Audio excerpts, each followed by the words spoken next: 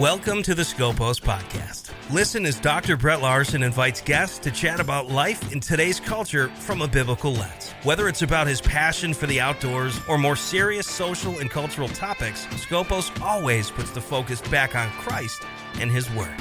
Here's Brett. It's been a while since we've been back with you. I think last time we did one of these, it was with Dave and Mindy Heath. We did a little radio broadcast, kind of special edition one day with Davey the Logger, who's got a growing YouTube channel.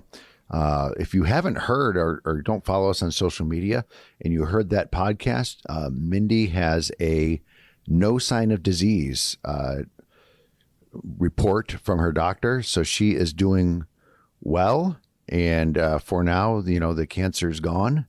Or no sign of it, I think is the title. I guess she's always going to have to get treatment, but they're doing well. And I have scheduled in the next little while here to go spend a day logging with Dave, so that'll be fun. And we'll maybe give you a report then. But I'm excited to join you with this episode. A friend of mine has made the long trek down. Really, it's not that long, but from Ontario, and we're just so happy to have him in studio here with us. Chris, welcome. Thank you. Chris Curry from Adventuremen, Outdoor Adventuremen for Christ. Right. And Chris is going to join us and talk about all things hunting, how hunting and the outdoors can help relate to men and relate to life, really. So, Chris, welcome. Thank you. Good to be here. Really good. Thank you for the sunshine today. Yes, we have sunshine and, you know, a beautiful scene outside the windows here. And so we're glad for that. And Chris and I got connected years ago.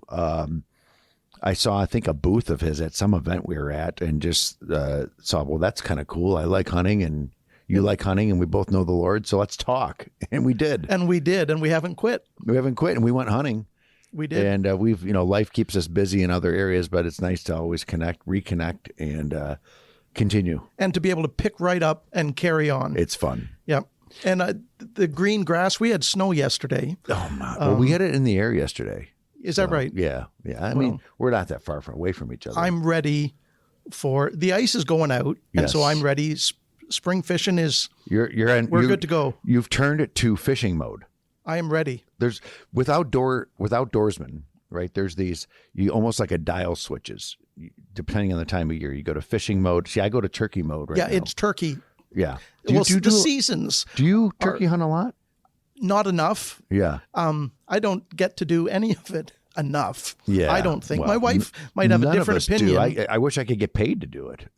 So do I. Now, do you turkey hunt a lot in Ontario? Is that a big thing up there? It is certainly a lot bigger. And over the last, 30 years or so, that turkey has been introduced. I forget exactly, and I don't want to misrepresent the government, but we traded moose to Michigan for wild turkey back in the day. And that's how the introduction of, as I understand it. But we got something like 200 turkeys, and you got 100 moose or something ridiculous. It was not a level playing field, but the turkey population has certainly developed across the province. So not to joke about this now because there's no time to joke about it, but I have to. So there was no tariff on the moose and turkey thing. Sorry, too soon. I didn't know we were going that direction. No, it's a joke. Too soon. It's raw. It's too raw for everyone. It is raw, but that's okay. I mean, whatever. You know, that's the cool thing. It actually does bring us to a thing. That's the cool thing. The borders don't matter to us. I mean, we have a common interest in pursuing God's creation in various ways of hunting and fishing and enjoying it. And that, like, I don't care where somebody lives, like, and neither do you. And no, not at all. Like, it just doesn't. It's just we should be nations who love and care for each other, and we should be, as believers, it shouldn't even be an issue. It should be like issue number 100 on a scale of 1 to 100. You know, it just doesn't matter. It's not even on the radar as being the issue. No, at all. And it's unfortunate to let any of that kind of stuff bother. You know, if there's anything that we should be offended over, it should be truth in the gospel. And if someone's offended that I'm standing for truth in the gospel, then I'm good with that. Anything else, not worth it. The cross is an offense. It is. It is. It is. But sure. I'm glad we share a brotherhood, and we've enjoyed some of that. We did some bar hunting together. We did.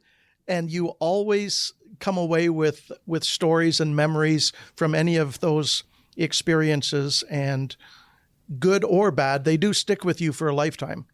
Oh, they do. I mean, I can, like a movie in your head, you can replay. Tell me, I'm going to go a different direction here for a second. Tell me if this is you. This is me. I remember the misses and the almost more than I remember the successes. Yes, they sting. I think that's why. That burn lingers for a long time. But I get over it when we're sitting at the table enjoying the pot roast or whatever. You know, as I get older, the enjoyment of that, the process, the camaraderie, the ability to share life with brothers in Christ, for sure, means so much more to me than the pursuit of the game. Is that true for you? Yes, I would agree, but it's not just with the guys. I enjoy with our own family, and now we have 3 generations around the table on Friday nights at our house. Mm-hmm. Almost every single week, that's family dinner, and very often I will begrudgingly share game. I can't say that there's nobody who says they don't like it, but if they don't love it, then I don't want to waste it. Well, you make a mean bear spaghetti. No, my wife that's what does. I mean. Stuff like that stands out to me now. My wife. Oh, your wife made that. Why am I giving you credit for I this? don't know. I don't deserve it. You brought it. I'm very fortunate because my wife's background and family history could not be farther from this whole thing at all. She's from Britain. Her dad was in the RAF, and they lived in multiple foreign countries all her growing up years. So she has no experience with any of that, comes to Canada, and we were married in England, but then we moved here and have lived, and she has been my helper in all of the things and come alongside. She will cook and prepare anything that I bring. As long as, there's always a but, as long as there's no feathers, fins, fur, or eyeballs. That is the criteria. It has to be cleaned. She is not interested in doing any of that. She has butchered bear with me because I need the help. But butchering bear is physical. It is. Because they're greasy and they're tough to, they're slippery and tough to hang onto that hide and all that. And I will humbly say sometimes there's so much of it. Yeah. If you get a big boy. We have been blessed. And they're heavy. They're dense. Yes, they are. They're very dense. Yeah.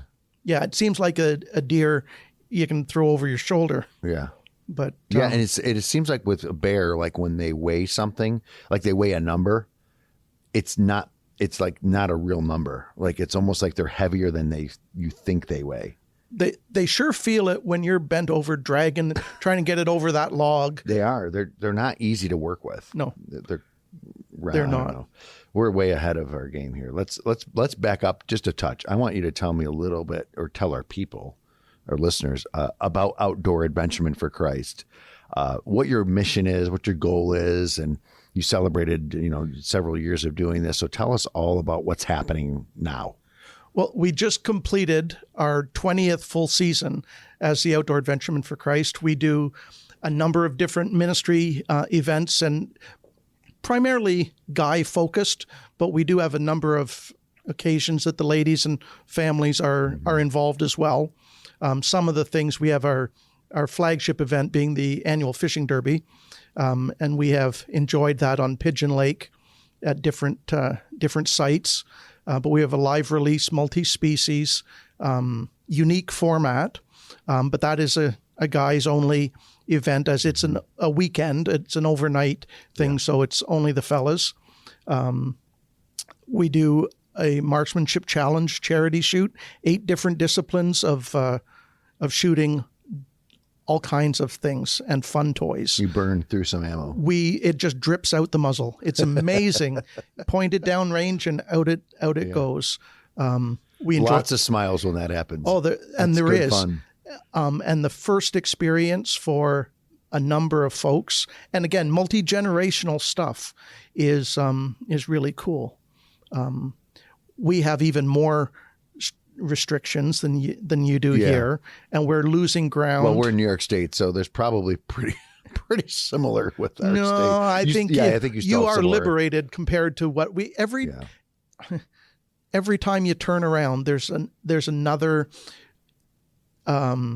illegitimate, technically legal perhaps, but illegitimate method of legislation called an order in council, and they just arbitrarily overnight make certain products illegal to possess. And one day we may be reimbursed, but it's just very frustrating. But for now, we're able to continue with that event. We have an excellent source for steak, and have a great men's steak night, and do archery shoot there in the late fall. It's indoor. So rain or shine, it can go on. Just after deer season is done, everybody gets together and. Now, what's your deer season? Is it the same, similar as ours? It probably runs similar because during the rut. Archery is from September through the end of December. New Year's Eve is the close of our archery season, but there is gun mid-November. The province is carved up into numerous, it's big. Almost 100 zones. It's big. You probably have different seasons come at different times. Absolutely, because geographically and with the latitude, many different species have multiple seasons. Yeah, that makes sense. So deer, in the vast majority being southern Ontario. But even with bear, it starts early in the north, and then not till mid-September down in this. When I say south, I'm talking about south of Lake Superior. Okay, so. I've known you as bear hunting and fishing and stuff like that. Do you pursue deer much? Do you do much deer hunting? Again, not enough. Yeah. But I do enjoy it. It has been the introduction to hunting for all of our children and a lot of people, and it's kind of what I use as a testing ground. And then if somebody's serious enough, then we'll go on to other game. Yeah. But and we can do it. It's easier. It's easier to we were talking about the deer that you have, and the proximity to wildlife here. Yeah. I wouldn't say 3 feet, but 30 feet from the back deck is a pretty good shot. Gotcha. So you can get them. We have 10.5 acres, not huge, but we're surrounded by agricultural land. So we used to always joke about the game being free of antibiotics and genetically modified feeds and all that. I'm not so sure anymore because the soybeans across the fence they're eating that stuff, are certainly manipulated, and the wheat and corn as well. But it's a purer form. I'll say more is God intended. And it's fun. Oh, for sure. I don't think we have to hide from that. And tasty. And tasty, yeah. It's just the whole process. To me, with hunting in particular, I love fishing too, but with hunting in particular, the process from preparation, equipment, thought, planning, trail cams, whatever, the whole thing is fun for me. It is. The trail cams is a two-edged sword, though, because we started talking earlier about trail cameras, and the cellular access now is wonderful, except when you're engaged in the South in work, and there you have that target at your bait site or strolling past. Nothing worse than seeing, the front legs of a moose going by your camera. And that's all you can see because he's so big. I get that here. I get the trail cam updates, and it's like you're here, I'm here at the station working on stuff, and I see, a big buck go past, and I could have been there. So then you go out there, and the next day you don't see him. And then it's just funny. It just lets you know what you're missing. Sometimes ignorance is bliss, right? Sometimes it is. Sometimes for sure. But to know that, it's going to take me 10 hours to get there. Yeah, especially for your bear hunting, right? For the bear. Because you're going way up north. Yeah. Now, what areas we don't give away where we hunt, but that's like number one thing. Don't give fishing and hunting spots. But what area are you hunting? That's what makes these air north tags so fascinating. Do you know that you can stick one of them on your buddy's gun case? And he'll put it in never his hunting know. Pack. You'll know right where his stand is. You'll know right where the stand is. Yeah. So I would say central, near north. Yeah. Because our province goes right up to James and Hudson's Bay. Yeah. Which is just inaccessible except by plane. Yeah. But we will travel in the trucks 12, sometimes 15 hours. Wow. Which is an effort, and it takes a while. And you're in the same province, so like here, if I went 12 hours, I could be in North Carolina or South. Yeah, yeah, it's crazy to think of. Yeah, but that's true. We can travel 18 hours and still be in Ontario. Wow. If you go to like north Lake of the Woods, north of Thunder Bay. Yeah. When we were up north or outside of like Sundridge area, right up there, right when we went. Yes, which would be just west of Algonquin Park. Yeah, we were just outside of it, right? But the beauty of that particular area is there's in the largest park, and one of the earlier ones as well. But the massive acreage there that is no hunting allowed, and so we had spots that were just west of the park. And the bears or the moose don't understand the boundary, and they wander back and forth. Mm-hmm. And we have access to animals with very light pressure, hunting pressure, which is kind of cool. Oh yeah, it surely does. Now, someone listening to this may not be a hunter, especially a bear hunter or something like that, and it probably seems very crazy to them that people enjoy hunting bear, and then overbait seems odd to them because you bait them to come in, and they feel like it's like feeding their dog, and you just shoot them. It's not like that. It's not fish in a barrel, no, kind of thing at all, and it's so animals in creation. They're not stupid either. I mean, turkeys have they say a brain the size of a pea. Yeah, but most of the hunters I know can be outsmarted by a bird with a brain the size of a pea. They are tough to get. Bears are obviously larger, but deer too. They will fake you out. Yeah. It's not just like that. But the interesting thing in Ontario, we have been allowed to hunt over a bait. And they've, a number of years ago now, reintroduced a spring bear hunt. And fortunately, having been successful in both spring and fall, they're different too. A black bear that you would take in the fall may have up to 2 inches of just fat under the hide. And he is getting ready because his body eats away at that all winter long. Mm-hmm. So the meat that you get from the spring bear it's not lean, but it's much less fatty. And the hides are absolutely garbage. In the spring. Yeah, they're for rubbing sure. and getting rid of the old If you hair. want a rug or a mount, then it's the fall bear that you would... Or very early spring, if your season's that early. Yeah, but they also have to be able to want to come out of the den too, without too much snow, and be able to... I've heard spring bear meat's a little better tasting. Because they're not eating all the garbage. They're eating more grasses and things like that. Well, see, we don't hunt by the dump. So true. Because But even the they're not as meat The meat is good. diet. Yeah. That's true. They haven't eaten anything really. Just a little bit of salad in the last 2 weeks Right. is all that they've really Right. had. Get themselves unplugged. Yeah. Yeah. I was going to say figuratively, but no, it's literally. Yeah. Yeah.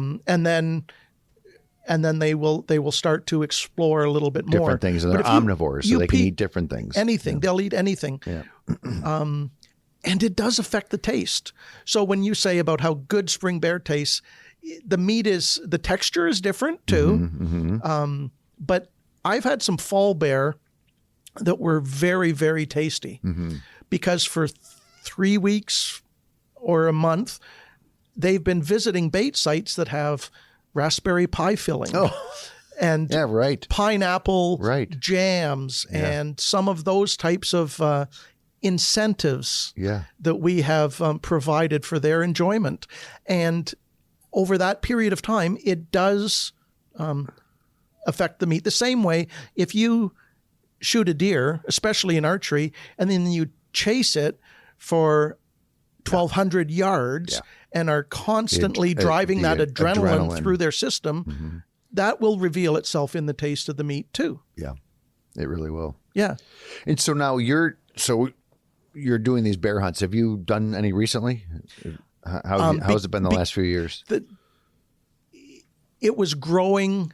Our site was developing nicely. Yeah. My health in the last year has meant that I did very little last year at all, unfortunately, which means the supply in the freezer is getting down too. So we will have to remedy that here right shortly.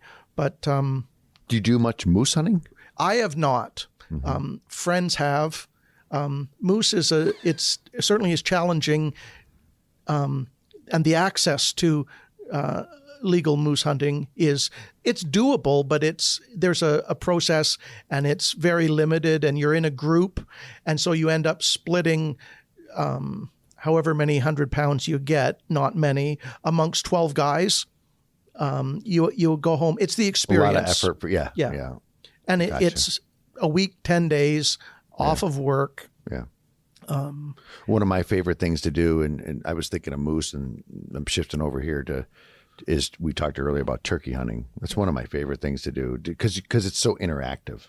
Yes. You're calling, they're responding, you're getting excited, and then it doesn't work, and then you go to the next one, and you just have a lot of action. And even when you're striking out and you're just not getting calls, and you're trying rather than sitting waiting. It's proactive, and to me, it's fun. It's a great way to get out in the spring and shake off the winter blues. And I'm not the world's best caller. Yeah, and that's problematic. In some cases, not around home so much, but certainly in other parts. Yeah, I just enjoy getting out in the spring and seeing the woods kind of come to life. As it does come to life, that whole thing as creation reemerges in its beauty. It does. We have trilliums, one of my favorite flowers. It's our provincial emblem, but to see the trillium in the bush or woods, what do you call it? We call it the woods, but okay. I mean, yeah.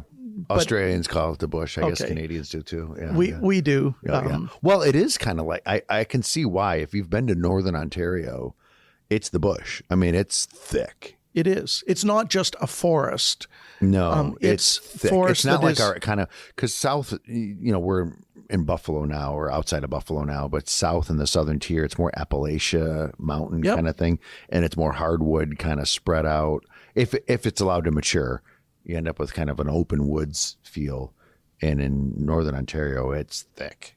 It is. And there's a distinct line as you go, if you get a map and look at North Bay, Ontario. Once you get north of North Bay, you lose hardwoods.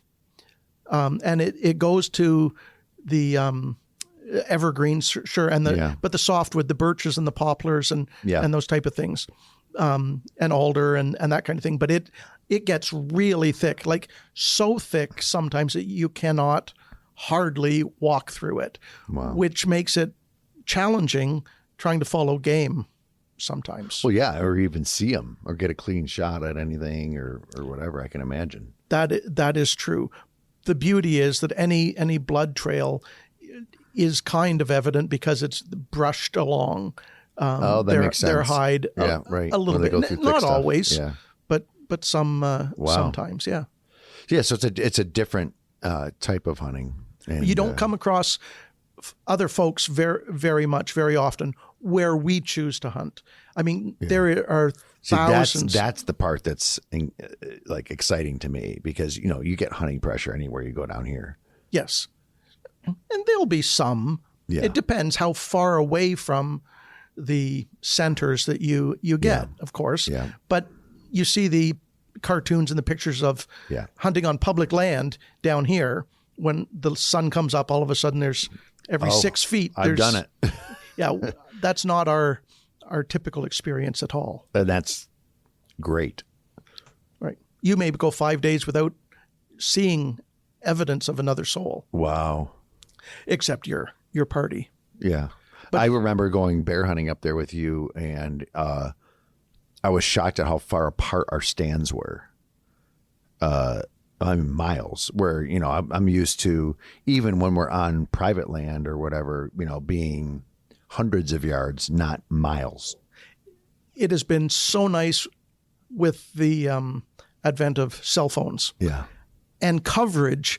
See, for Is years there and coverage years, up there? some places, more and more.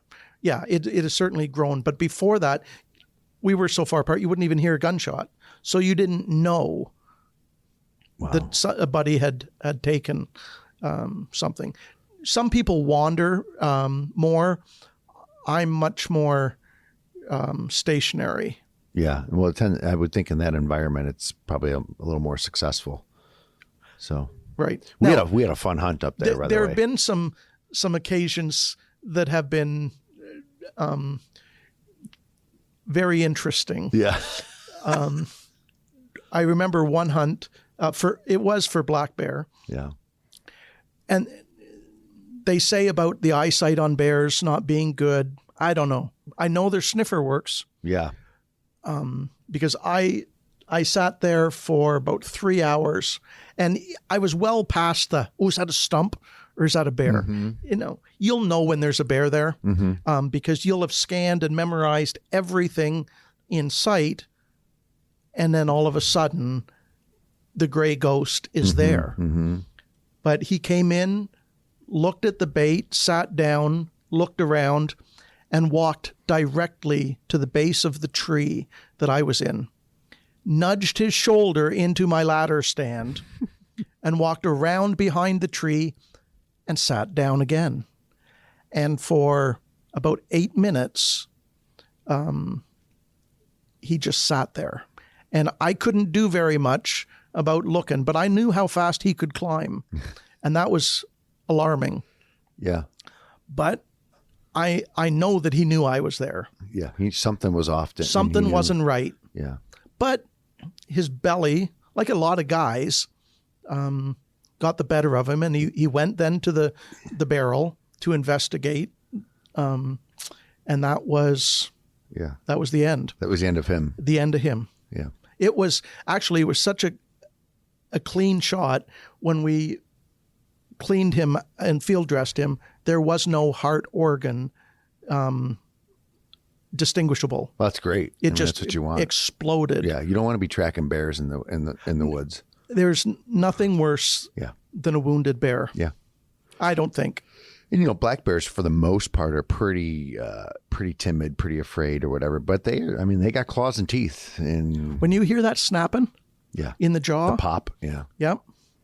And mama, you want to watch her. I mean, they'll run from you 99% of the time. It's that 1% that Yep. And they'll look at you, but when their head, I find when their head goes down, they're serious. If they're up and looking, they're inquisitive. But if the head is down and they're even below straight off their back, you want to pay attention. They are really fascinating animal. They're one of my favorite, Eastern animals, the black bear. They are interesting. Have you been charged by one before? Fake. Bluff charged? You bluffed, yeah. But so you have, you've been bluff charged. Yep. It's kind of obviously you haven't been attacked, but you've been bluff charged. Yeah. It'll make your hair stand up. Tell us that your story. body does interesting things. Yeah. So, yes, I don't want the guys to have to edit this too severely, but there have been some other fellas that have found themselves not as not all their muscles are as strong as they had thought. Like their posteriors, like they needed a diaper. They might have dribbled down their leg a little bit. It is hilarious. It's interesting, but if they don't, it's too late by that time. I was going to say if they don't stop, if you're bluffed, if you hesitate, if you are not comfortable or that kind of person, you're. There are people who sit in a chair in a ground blind. Those insane people that do that hunt that way are overbait. You're talking. Yeah. But especially up where you are, because they don't have as much fear of man because they're not as pressured. A bear can leap like 10 feet up the trunk of a tree in the first bound. Yeah, they're unbelievably athletic. I think that's well. I want to back up. Tell us the story of when you were bluff charged. What happened? I was walking in, and it's about an hour before sunup. Yep. And the bear was at the bait. I was not paying as good as the attention that I ought. Mm-hmm. And it was a defense of his food. And he came, I would say 25 feet. So I wasn't sure that it was a bluff. And I knew that I couldn't climb the ladder as fast as he could. Mm-hmm. He could climb the tree. Mm-hmm. But fortunately, it was rather uneventful. Mm-hmm. But he wanted. It was over as fast as it started. The food to himself, and wasn't going to share with anybody. And just, I'm sure, thought that I was there to run him off. So did he naturally back off then? You didn't have to. Did you yell at him or anything? Or? No, I didn't squeak. I cleared my throat a couple of times, but no, that's. I just went up the stand, and he basically wandered off. Didn't even go back to feeding. But I do think that the next day he was taken by somebody the next day. Yeah, he was pretty aggressive on that bait. Yeah, because I had taken my son there beforehand, and we stopped at the river just as we crossed the creek in the ATV, and side by side. And I said, "Are you ready, son?" And he said, "Yep." So up the hill we went and around the corner, and the bait was right there, and there was a bear at the bait, and he hadn't been loaded. He wasn't ready. Ready. Like not ready emotionally. Like, are you ready? Like really ready? Is everything set for you to do this hunt? Yeah, it happens right now fast. So he learned a lesson that day too. Yeah. But you just don't know. Yeah, I remember the one stand I went in up in Northern Ontario there when we were bear hunting, and it was an old rickety stand that the guy that we were with had put up, and it was not the best secured. We'll put it that way. It was a little to the tree. Yeah. So there was that danger by the tree. And then it was like down in a creek bottom, and you had to go by the barrel to get to the stand through the creek. Right. And so going in, fine. It's mid-afternoon, right? Okay, I can kind of see what's going on around me. I can take a slow approach.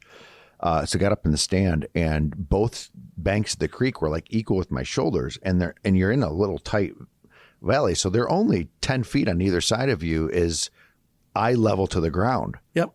So if the bears come in that way, they're like right at your eye level, not very far from you. And then the bait site down below. And then I spooked something in there, or something spooked in there right at dark. I remember hearing that. And then I had to get down out of the stand. I know there's something out there. I don't know if it moose or bear or whatever. And I walk past the bait, the bait barrel in the dark, out and wait only 50 yards at the end of at the road. But when you say in the hours. dark, that's not like going outside here at night. No. It's dark. There's no light pollution, Yes. and you're in the bush, so even the moon doesn't get a Hand chance in front of your face, you can't even see it. Nope. I mean, it's just pitch black, and you're getting down out of the tricky stand, walking past this. It's you unload to get down, and then you reload to walk. Absolutely. walk out. And that reminds me of one night, 30 minutes after sunset is our last legal shoot, and so right then, I had not seen a bear that whole evening, and I lowered my pack down, landed on the ground, took my other rope and put my rifle down, and I was about to turn and climb out of the stand, and I looked down to where my pack was. I couldn't see the bear, but I saw the beige triangle of his snout at my pack. My rifle's down already. You're like, okay. I'm sitting up there. Trying to clear your throat to get him out of there or something. I shifted slightly, and there was a little ping in the metal ladder of my that was stand. enough to spook him. And that was enough that I just heard tracks. Yeah. And I heard twigs snapping off behind. Yeah. And so I made my way down and immediately, like you say, reloaded. Reloaded again.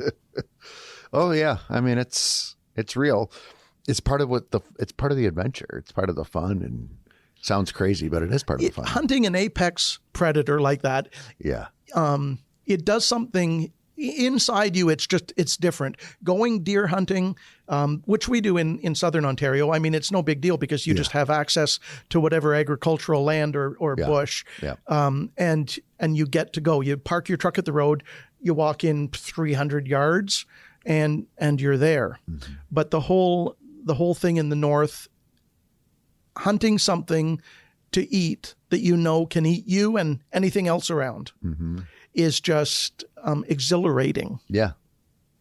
Yeah. And again, they're a different type. Like black bears are unique. They're different depending on where you are. Yes. And the bears up there are different than the bears we would have here, like in the Southern Tier, or even as far up as, not far from here. We get them too, but they're a little more pressured, hunted. I mean, they're equally as dangerous, but they're more spooky. I would feel. It's interesting to see that, I'll say, phenomenon too. Yeah. And with coyotes too. Yes. There are those that have been urbanized, or red fox or whatever, and those that are truly in the wild. Yeah. You get some wolves up that way too, don't you? There are not certainly not where we live, but up east where we went bear hunting together. Yeah, definitely wolves. There's definitely wolves there, and you do hear them. Yeah. And you see evidence of turkey feathers and different things around, which is kind of neat to see. But the whole thing takes me back to Genesis and being given dominion. I know people have used and misused that term tragically so much, because dominion really starts with an S, and the S is followed by the rest of stewardship. And we are put in this place as stewards.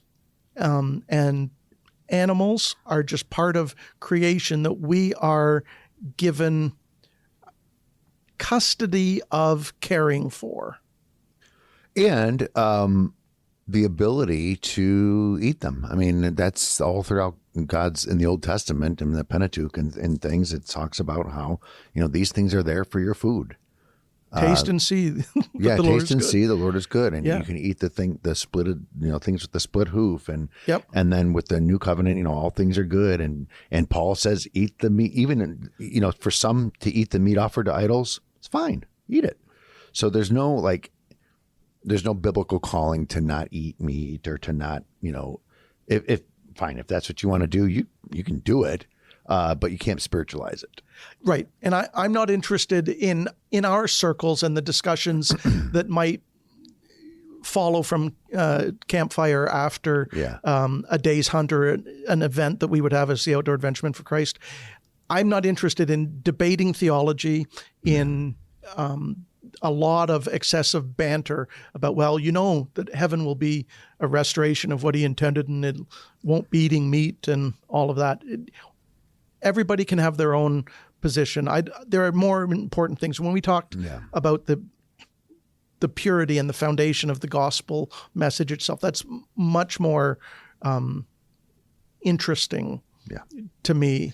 Yeah, I can deal with what he's called me to do now and what I know in Scripture. We lion and the lamb will lay down together. Okay, I guess they will then. But right now, I know that this is where we're at now, and I've seen, you probably experience this, Chris, more than I would, and perhaps it's just my culture and whom I surround myself with, even maybe a little bit.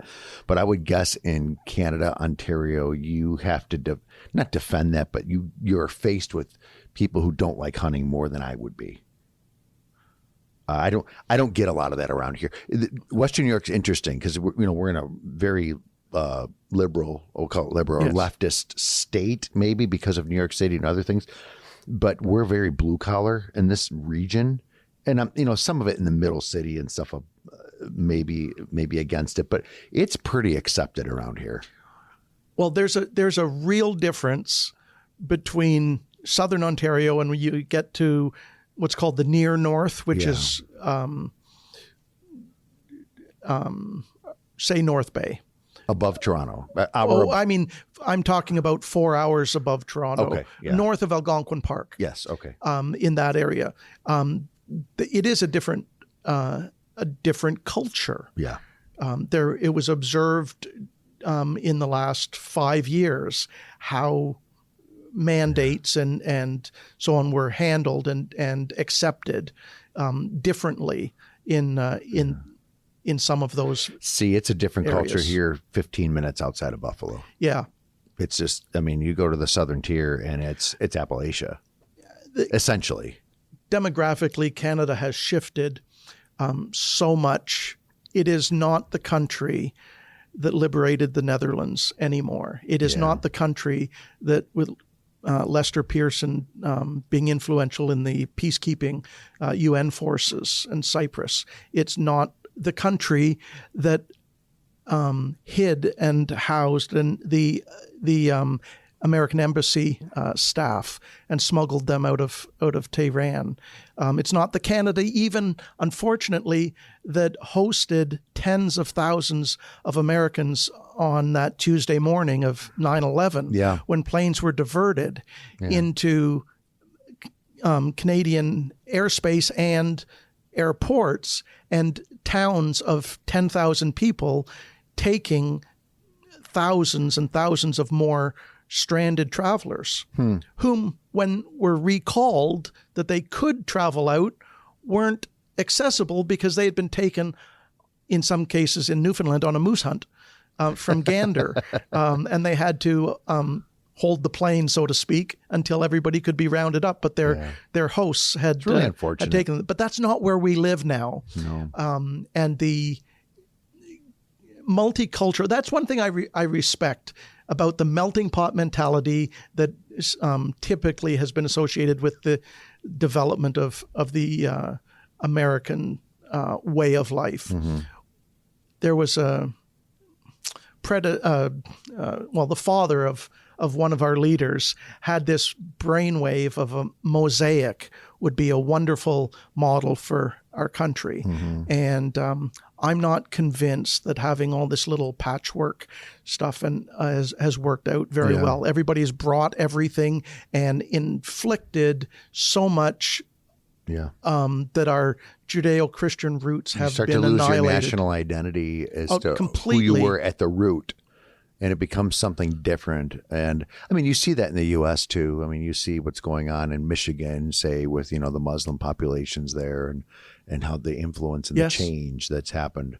You see that everywhere. And we don't want to lament the past, how it used to be, but at the same point, we can regret that it's gotten that way. And I think that's part of even the issues we face now with the two countries and the different leadership and fighting the different leadership. And it's just that there's a tension there that I lament. I wish it was more synergistic between them. I wouldn't say I'm saddened. I'm disappointed with how things have gone. Yeah. I'm honored. Yeah. And pleased to have been from the Canadian heritage, Vimy Ridge in the First World War, and all of that. But I'm not fearful. It's almost exciting to me. And this is the thing, especially between my wife and I, as we are bombarded with the bad news of society all the time, just how it just points absolutely that, you know what? He is in control, and his word is true, and we can count on that. He said it would be like this. Like you're right. We read the back of the book. We know how it ends. Yeah. There's an old Southern gospel song. I don't know if you ever heard it. I've read the back of the book and we win. Oh, I'm not familiar. It's an old Southern gospel. I used to sing it in the quartet, and it's a really cool song. And that's the case, though. I just need to challenge myself and stay focused on remaining faithful, and the sphere of influence that I have in my family first, my church, my community. I mean, the ministry outlets that we are involved in as well. But it's grim if you want to take that perspective looking outside. But it's very, very hopeful, because today the return of Jesus for his saints is even closer than it was yesterday. It is. And that's that tension we deal with, right? We talk about hunting and fishing. Why? Because we love it. Because we love this life. Like there are things that we're meant to enjoy, but there are also parts of this life that are painful. We've debriefed on some of the stuff you've had to go through in the last year or two, and it's painful, right? It hurts, and there's difficulties, and that helps us look forward to the cross. But yet there's things or look forward to heaven, but there are things we can enjoy now. And so these tensions that we face are, in a way, for us to enjoy as we await him. For sure. Absolutely. And I don't. And it's a challenge too, though, because now that we have had children and now grandchildren, there's that responsibility and burden for their spiritual condition as well. Yeah, and we are okay with suffering for the gospel, but I certainly, I'm not asking for it. I'm not hoping, to be or hoping for a difficult path, right? I mean, that'd be crazy. That's sadistic. Christ didn't jump off the temple because he knew the angels would protect him. He said, right. No, why am I going to test God? So we're not testing and hoping for trial. We still lament it, and God sees it and hears us and wants to comfort us through us. There's something called the theology of Christian suffering, how Christians can suffer well, but it's not that we invite it or want it. No, but what I have experienced and gone through is so minuscule by comparison to believers perhaps in China or some of in the Congo, Sudan right now, or exactly. Yeah. I can't even use the word suffering in talking about my life when I consider the cross. Yeah, and what God's Son endured for me. I'm not trying to go all soppy and spiritual, no, but I can't picture at all what that could have physically been like. Yeah, and you used a term earlier. You said in a sentence you said being faithful. And I think that's what that word is just drained over me in the last 2 to 3 years of you're not called to success. You're not called to Outdoor Adventuremen for Christ being the biggest well-known ministry in the world. No. Or anything more than what God wants it to be. You're called to be faithful in carrying what he's called you to do. And that's the gospel. And it's difficult for men, especially because we're conquerors, we're adventurers, we want things to be a certain way. And we want to be successful at what we set out to do. And so giving the results to Christ for what he's called us to do is probably one of the hardest things that I've seen guys deal with and that I deal with, right? It's just letting him have the results and not trying to manipulate the situation. What a burden that is lifted from me to not have to worry about that. No, you don't, but it's hard to do. Sometimes it is. Yeah. William Carey was a missionary in India for years, decades. Mm-hmm. And for how many of those fruitless by appearance on the surface, by our standards. He once said, "I'm not afraid of failure. I'm afraid of succeeding at things that don't matter." I've heard that quote before, and it's amazing, and I'm thankful that you reminded me of that because it is a powerful quote. It is. Read that again. I don't want to let that just go past. I will. Unlock that phone. Now, I am not afraid of failure. I am afraid of succeeding at things that don't matter. Wow. Yeah. That's convicting. It's been very challenging and enriching to me as I have walked with that, these last few weeks. That's wonderful. How do you, that kind of a quote and the things we're talking about right here are these kind of campfire conversations that can happen with guys. And that's why I'm all about, the whole family going hunting. Now, I have 3 sons and my dad hunts and my wife doesn't really want to hunt. She likes the post process of getting free meat and all that kind of stuff. And she's great with it. She grew up, her dad, camping. Kim's very into adventure. She skydives. She's more adventurous. She's got more, she's a little crazier than I am and I'm crazy, but you put me on a machine and I'm crazy, but she's a little more crazy. And so great. But there's something about hanging out with guys around the campfire, getting real about life, it's different. And I don't know why or how to explain it. It's just different. Guys are built different. Yeah. I know it's not popular to get into the current debate. No, you're in a safe space for that, so go ahead. Ladies were built differently than men, more than just physically. Yeah. That's painfully obvious in any of the NCAA sports or anywhere else. Oops. Yes. This is not hard, folks. Yeah. But who are you interviewing, Matt Walsh or who? But anyway, the guys are different. Sometimes they are more. They get the point with a brick than finesse and delicacy. Sometimes you'd need to use a stick. Yeah.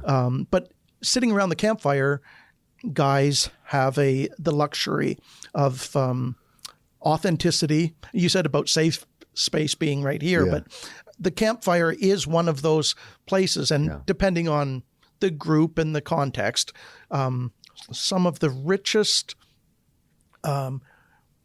worship experiences that I've ever had have been with the crackling fire right there. Some of the deepest and most profound discussions and some of hearing the most heartbreaking stories have been in that same context. Yeah, and getting guys to open up. It's a tough nut to crack sometimes. Yep. And sometimes, depending on the individual, but when they do feel the safety, they will be painfully honest sometimes. Yeah. the story, the circumstances of an individual story, I would say, is not impressive to me. Some of it's very tragic, but none of it is a surprise or unforgivable as far as God is concerned. Yeah. I am not called to be a judge of any individual. I have enough to deal with when it comes to my personal walk and keeping myself in line. I haven't got the time to worry about judging other people. Yeah.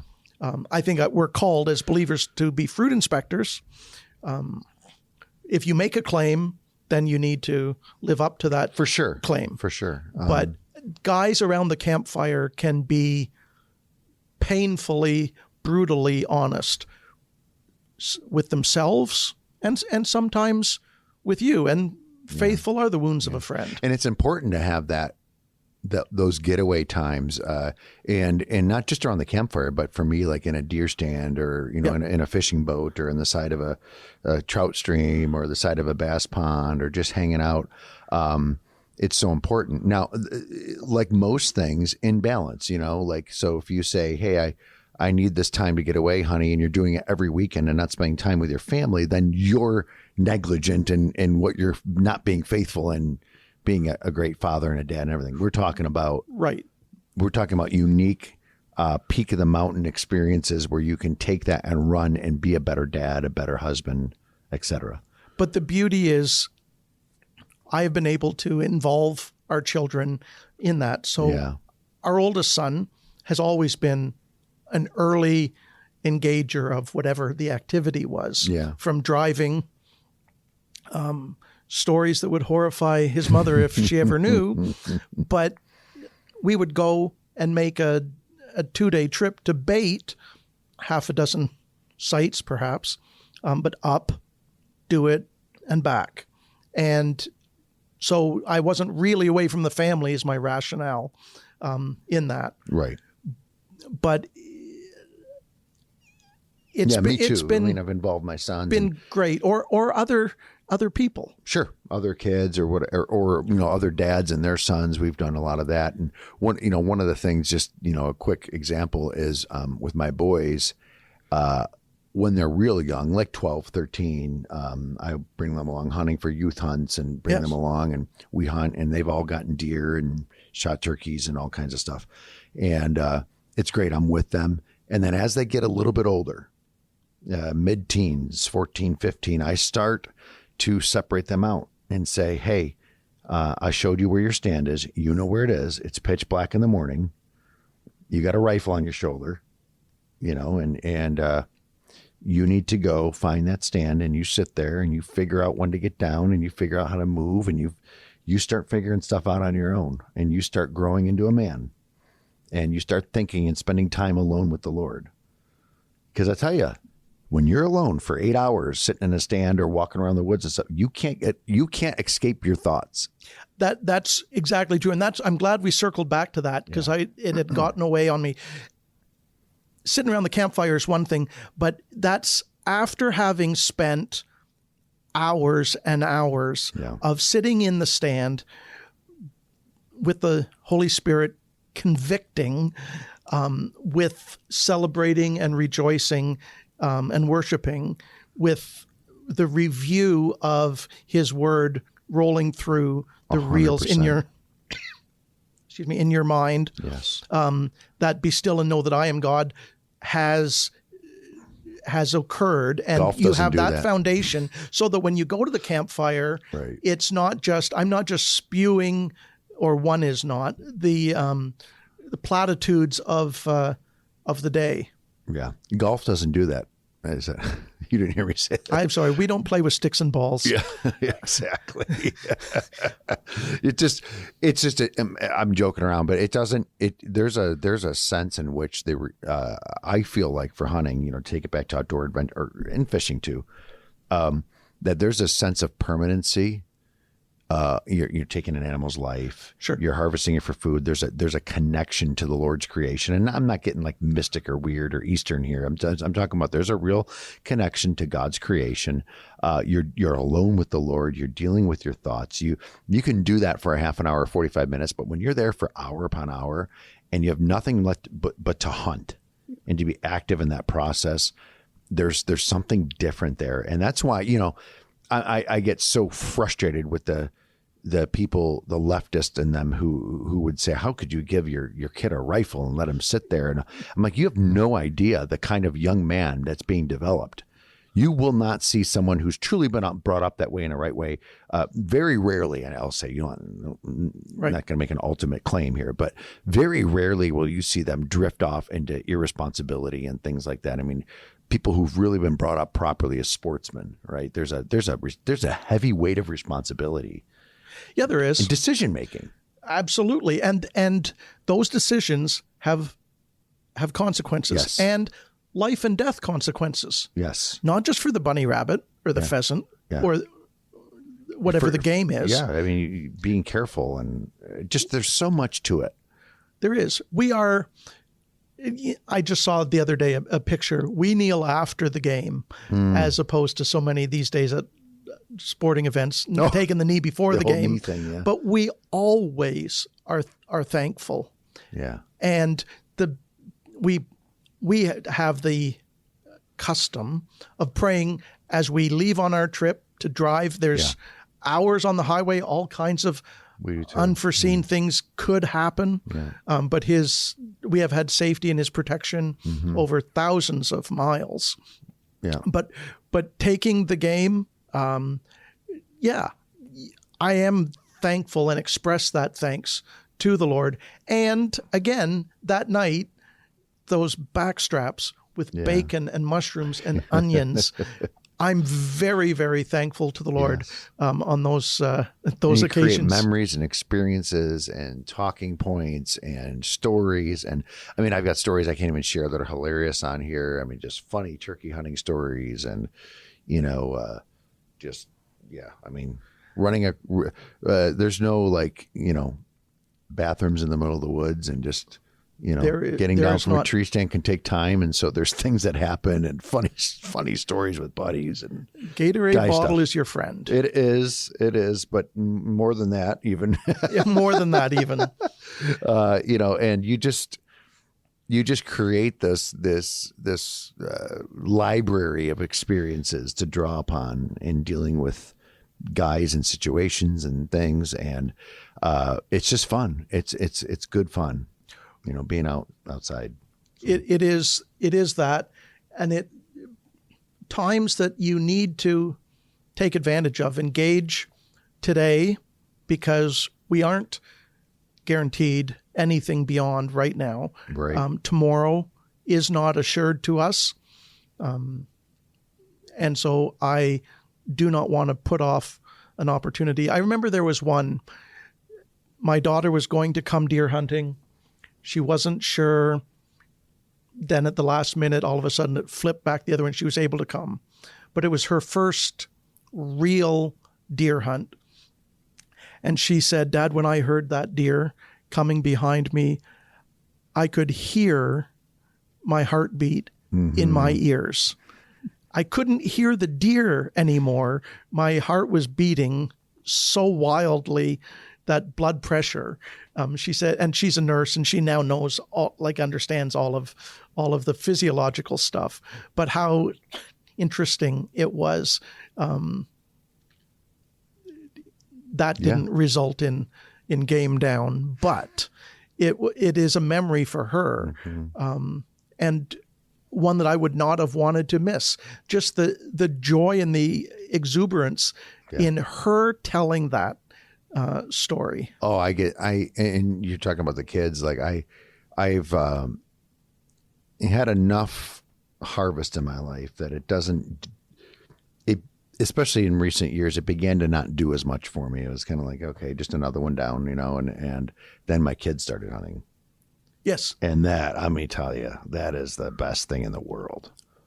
our son, oldest son, is a big lad. I don't know where he gets it, but he is well over 6 feet, well over 200 pounds. He was a firefighter, and he's just a big strapping dude. But when he caught the largest bass of his life, he sounded like a schoolgirl, giggling, just giddy. Yeah. And fun. It's so fun. I don't mean to mock it at all. There's such joy. We have the benefit of living on a pond. Okay. That's got a good amount of bass in it, and with some other homes around.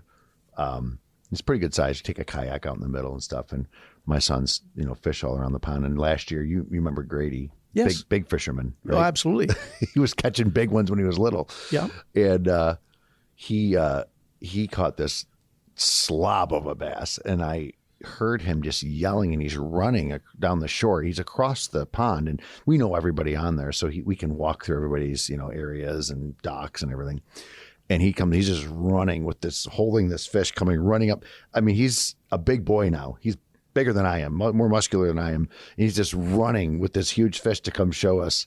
We're talking fishing every night, catching 10 to 12 bass, but this one big one he just was elated. And that's, man, you can't buy that kind of fun. No, you can't. You can't buy that high. No. You can't. And it lasts. Yeah. Now, you can't say it's not as expensive, because it can. Oh, it's very expensive. It can get very expensive. We always laugh. It's the most expensive meat on the planet. Deer meat. The most expensive free meal that you could possibly. Exactly, with all the stuff you buy. And what's fascinating, you can do it on the cheap, but that's no fun. I haven't spent a lot of money in electronics. Yeah. Me neither. I have one cell cam, maybe one or two cell cams. But all the forward-facing sonar and all of those things, nothing. You can at all. spend fishing on fishing, with bass boats and all that kind of stuff. I mean, that's crazy money. Yeah, but there's some rifle scopes, and there's some rifles themselves that are pretty costly. Oh yeah. But no matter who you talk to, what's your favorite species of fish? And they'll tell you. But then when you hear the story, it's always, well, that's the largest fish they've ever caught. Right. What's your favorite wild game? Well, it's always the biggest or the most spectacular experience that they ever had. It's not about whether it's salmon or pike, or walleye or bass. It's the biggest fish they ever caught. That's the thing. And that's what's interesting too. When, as representing the Outdoor Adventuremen for Christ, going to do a men's breakfast in a church or ministry focus on a Sunday morning, at the table display, all you ever hear are the most spectacular fishing stories, successful ones that people have ever had. We're going to wind down here soon, but I'm wondering, like, for you with like bear hunting, people are probably wondering, like, you've gotten a number of bear in your life, right? Yes. I mean, you pretty much every year got your bear, right? I have not kept trophies like some people do. I kind of wish I maybe had collected claws or whatever, but yes, a number of bear. I've gotten a couple in my life, and not a lot, but I haven't. They're a lot of work. I'd say they're as much effort per pound as you could possibly get. Yeah. They're just, again, but rewarding. They're just. I know bear hunting's your passion. They're one of my favorite. North American animals. I think they're just so cool. But what I really like is, because of how involved it is and the distance that we travel to do it, when you have a buddy, and I very rarely hunt alone, because that's an investment that I make in other people. Right.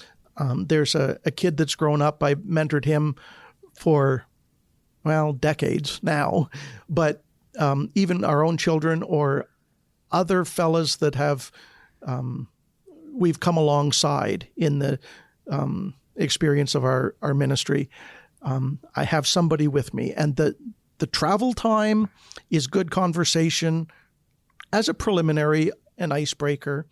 But again, after the hunt, that's when you get to the real meat and potatoes of the man. And that's the drive. I love hunting. I love taking game. I love preparing and eating it. But it's an investment, not just in cartridges and calibers, but in the individuals that the Lord has brought into our path, and we have an opportunity to interact with. Yeah, and I've always been around, like you talk about cartridges and calibers, I've always been around reloading in the last few years. Well, really what happened was probably in the New York State when the SAFE Act came around, and then the kind of ammunition shortage thing and all that happened. I started reloading. I got all the stuff and Do you? collecting powder. Oh yeah, I reload. Oh, yeah. after this, we'll have to extend our conversation. Yes, then. we will. We will. Yeah, I started reloading quite a bit, and yeah, so that's fun. There are some. That makes it. That's a whole new thing, to your hunt when you shoot an animal with your own loaded. Your own loads that you have developed. You roll your own, as they say. And there are new calibers being developed. Yeah, crazy all stuff. the time. Some of them very, as far as the bear is concerned, very effective. Yeah. With bear now, and we're just going on and on, but that's okay. With bear now, my experience is you want a bigger, like, all this new 6.5 Creedmoor, like that. That's not great for bear, I don't think. I think it's too small. I think it is. You need bear have big fat, big hide. I'm all for large caliber, especially what you're kind of hunting. Large caliber moving slow is. So we're going typically less than 100 yards. Yeah. Up where you are, for yes. sure. Yeah. Yes. I mean, to get I think longest 373. Yeah. Down a power line or an something. Old, a road allowance or whatever. Not a road. I don't mean that I'm shooting on the road. No, not at all. Or whatever, But it's something that had been laid out originally as being where they would put a road, and they never did. Gotcha. Just because it's so remote and there's no use. But that's a long shot. But I don't know if I should say out loud, but I think the 300 AC Blackout, being based on that 223 or 5.56 caliber with that chunk of lead on the front of it is perfect. Yeah. It's about the perfect caliber for short range hunting over bait for the bear, because you're I have one. 30, do you? Yeah. 35. 300 Blackout. Yeah. 35 yards ish. And it just, and that's fine for that caliber. It's perfect scenario, I think. See, down here, like, I bear hunted in Pennsylvania, I bear hunted in Virginia, Montana, different places. And I pretty much, with my boys, get them started on 308 and go to 30-06 or 308. It's kind of like our bread and butter. I don't get into the boutique calibers. Like, I've had a 260 Rem, which is basically like the 6.5 Creedmoor. I've had 7 MMO8, which does okay. I've shot a lot of animals, a lot of moving, crawling things, and I just feel like the little bit bigger caliber, a little bit more punch, for a guy who can handle a little recoil. I'm a 30-06 guy, or 308. It's very similar. Well, the shock is part of it, and that's helpful. One of the happiest memories for me was taking my first bear with the 30-30 Winchester Model 94 that my mom and dad got for me when I turned 16 years old. That 30 caliber, good gun. Yeah. But the sentimental significance of that. Now, do you still have that gun? Oh, absolutely. Is it older? I do. Is it an older model? Yeah, I got it when I was 18. So you're old, so that's probably 1940. So you can so do like the math. The 60s or 70s, right? Yeah. Right. That's when they were good. Still, they went in the 80s, kind of 90s. The model 94s by the 90s, they were crappy. It's totally different. Yeah, it's not. Now they're better. Now they're really expensive too. Now they fixed it. I mean, Winchester's a great company now. It's hard to keep up. There's been so many changes, which is fascinating to me, because I was reminded of Browning here recently, and I'm a Browning guy. John Moses did some development that took a century for anybody else to come close to challenging his ingenuity. Yeah, my prize rifle. So when I graduated with my doctorate degree, I got a gift from the family, and it's a Browning X-Bolt medallion. Oh.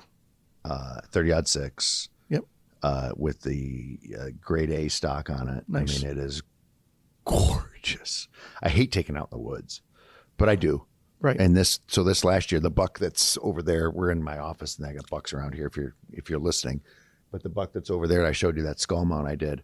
I shot that's the first deer I got, because I just got it like 2 years ago, and I took it out. Finally got the guts to take it out in the woods this year. And I was sitting with my youngest son and got that buck over there with it. And it was not only, so this is the kind of stuff people don't grasp unless they do it, but so it's about that rifle. It means so much to me. Yes. My son is there with me. We got it together. We just laughed because we didn't think we were going to get it, and the process. And then we were hunting with my one of my really close friends and his son, who's my buddy's, but who's my son's best friend, and just the camaraderie. Yes. You can't buy that experience, and that gun, that piece of material, means so much to me. Not because of the material, because of all that's behind it. Yes. And that's just one gun that's newer. Right. And so then we're sitting in the cabin, and I had set the gun down, and there was a chair next to it, and we're afterwards and I, dressed the deer and all that kind of stuff. And I bumped the chair, gun tips over, hits the floor, hits the side of the chair, hits the floor with this grade A stock on it, dents the side of the stock. And it's like, oh no. But now I know that the day I got that deer with him, that little dent on that gun in the little stock, that's from that mark. It's like That's the marker. So I'm like, you know what, Lord? Okay, fine. You're reminding me it's just a thing, and that dent in that day means so much more than the perfect gun. Yeah, I've never been one. I know that was accidental, but I've never been one for notching. I have an uncle that did. Yeah. And his favorite rifle looked like a beaver chewed on it by the time he died. There were notches up and down the buttstock, all over the place. I'm wanting to believe all of them legal. But you're like, wait, there's more notches than years of hunting on here. 107, and he's only 80. Yeah. Right. Now we can get a year down here. When I hunted, I lived in Virginia. When I hunted down in Virginia, when you got your whitetail license, your big game license, you got 6 tags. Okay. Wow. And then you could go buy for I think it was $10 or $8. You could go buy 6 more when you used them. That's quite a deal. Isn't that? I mean, you get a lot of deer, but there weren't as many hunters, in our county and where we were, and a lot of deer. And if the population can support that. Yeah, you get a lot of deer, not a lot of hunters, and, a more rural area. It was good hunting down there. That it must be. And you're hunting in a flannel shirt, not 6 layers of, That's where the red and black, they call it the buffalo plaid. Yeah. That's where that's how it survived. Yeah. Yes. Yeah. Not all these fancy new camos. Yeah. Well, see, our whole family's legacy of hunting comes, all the way back to my grandfather, Central Pennsylvania, Appalachia, coal miner, carpenter, ended up in Buffalo here later. My dad moved to Buffalo when he was in high school, late high school. But we always had family, all our family still have family in Pennsylvania. Still have property down there. I even own just a little piece of property down there near our family property that's now like second and third cousins and all that. But there's still that legacy there of where Appalachia, mountains, right in Center County. If you've ever been to Clearfield area, don't recall. Kylertown off of 80 there. It's just it's Appalachian Mountain, country boys, and that's how I grew up with that culture. And to me, it's this culture, outdoor adventuremen for Christ idea. I get it because it makes sense to me. It's where my heart is. They're my people. Those are my people. That is absolutely. I will be as brief as I can in telling you. 4 generations back of preachers, pastors, those loyal and faithful to the cause of the gospel and the kingdom, in our family, from my great-great-grandfather preaching and going to the different logging camps with gospel meetings in the north, far north, of those men, rough guys, Yeah. and he was a great cook. So they would love for him to go to the camp because they knew that he was going to cook good food. Those are some men, though, man. Absolutely, but he had a burden for their hearts and their soul, and he did that. And my grandfather, great grandfather, great grandfather, my dad. When he graduated from seminary, his first church was in northern Quebec, and Wow. The stories that he passed to me, I can tell as well as he did. But pike hanging over both sides of the canoe, but it's all right there. Like the river went right by the church, and that's partly how they fed themselves as well. And I tell you what, if someone hasn't ever caught a pike and eaten it right away, right off the that steak off the back from the dorsal, the head back to the dorsal, that 3/4 of an inch of just almost heaven on earth. We caught one up in the Adirondacks one time with our family. We were up there. One of the boys caught one. We grabbed it, took it, flayed it out real quick, tried to get the bones out of it. We wrapped it in, I wrap them in tin foil and put lemon sauce in there and some, I don't know, different seasonings and whatever, and just put them on the grill and let them, oh my goodness. You can't beat that with a stick. I'm telling you, man, that's heaven on earth. It's not always the most sanitary condition, but it is the most tasty. We caught one. So in our pond, we have a bass pond. And one of the guys in our area, in our neighborhood, or I guess you call it, or whatever, he's a fishing guide. The guy's a big fisherman. So they were catching, like early on before we moved in there, they were dumping bass into this. It's probably about a 6, 7, 8 acre okay pond. It's How big. deep is it? I've heard 20 feet and I've heard 30 feet in the middle. Oh, wow. Nice. So it's oh, deep. good. It's good. deep. They built it. So it's pretty big. And they were they've always been dumping bass and stuff. So we've caught good bass in there. We've caught some crappie out of there. Not a ton of crappie, mostly bass. And a lot of panfish, like sunnies and stuff like that, which are great for the bass, right? So I've come home from work. Was it this past summer? I think it was this past summer, and Grady and his buddy are out there fishing. Well, I come home and I see my Yeti cooler out there, and Grady's got this huge long fillet knife, and I'm like, what are they keeping one of the bass out of our? We throw them all back because they got a walleye. Oh, out of the pond. I'm like, what? So they kept it out, which was smart of them. I don't want the walleye in there. They cut this walleye and we filleted it and ate it right out of our own pond, and it was phenomenal. Really? That's good. So obviously somebody had kind of privately Someone must have. We heard rumor that one of the neighbors had stuck a couple in there just to see if they could do it. Or I also was talking to my best friend growing up. Lives in the southern tier here. His son got a degree in fish management from Paul Smith's College in the Adirondacks and now works for the DEC. So I asked him, I said, where would this come from? He said it could have come from a duck's back. I was going to say that ducks are a great transporter. I know that, but I never really thought about it. That, a lot of ponds get populated with fish because of ducks. Yes, absolutely. Isn't God amazing? It is true. That whole how creation works is beyond fascinating. It's not by accident, folks. We'll leave you with that, right? No, not at all by accident. God's creation is not by accident. It's not by accident that he's given us creation to enjoy. And there's just a special connection, whether it's a campfire under the stars, as far out as you can go, or it's a deer stand. Or you ever hear that Larry Fleet song? You know who Larry Fleet is? Where I Find God. Yes. I actually sang that in church one time. We have a cool church. Our church is pretty rural and pretty fun. Good. But it's, what is it? In a deer stand or in a hayfield, on the interstate, on our way to Nashville. That's where I find God. And I get it. Like, we find God in his word. It's, you got to have a little loose interpretation here, but it's where you can meet with God for sure. So, and I'm delighted for the work that he has done from the time that I met him.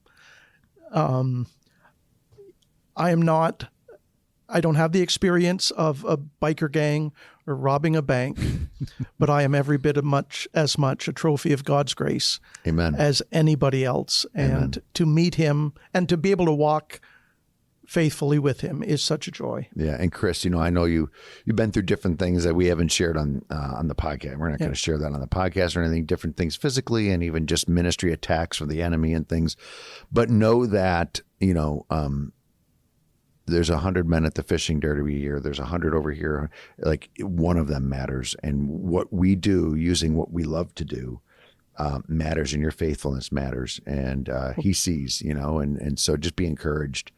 Thank you. And I'm driven because eternity matters. Eternity matters. And, and also, we talk about let him take care of it and enjoy today, because, For sure. There's a lot of fun to be had. Well, I thank you for your friendship, Thank you, for sir. your support of what we do, and the fact that the Lord has, in an incredible way, brought us unlikely but together, and how that has persevered over the years now. That's very great. encouraging. Now we do have, some trout. They stock trout in the stream 10, how far are we here? 20 yards from my window here across the grass. That stream is stocked. Yeah, that's nice. But I'm convinced in my own sanctified imagination that stream flowing from the throne is stocked with as brookies. well. Yeah, I'm sure it is. Grady fished this because our opening day of trout is April 1st. So he fished this last week. And was it this? When was April 1st? This past week? Yeah, a week and a half. Yeah, he fished it and didn't get much out of there. So we're going to hit it again. But yeah, I got the fly rods right on the wall here. You're ready. I'm ready. All right, brother. Thank you. Thank you, man. All Appreciate right. it. Chris God bless Curry, you. Outdoor Adventuremen for Christ. Check out their ministry. What's your website? Under development, but Facebook. OAFC.net. OAFC.net. Outdoor Adventuremen for Christ. OAFC.net. And you're also on Facebook and stuff, right? We are. Yeah. So you have, just if any guys are out there listening and want to get connected. All right. Be great. Thank Thank you, brother. Appreciate you. We hope you enjoyed the Scopos podcast, and please tell others about the show. If you have questions or want to know more, you can always email our offices at info@wdcxradio.com.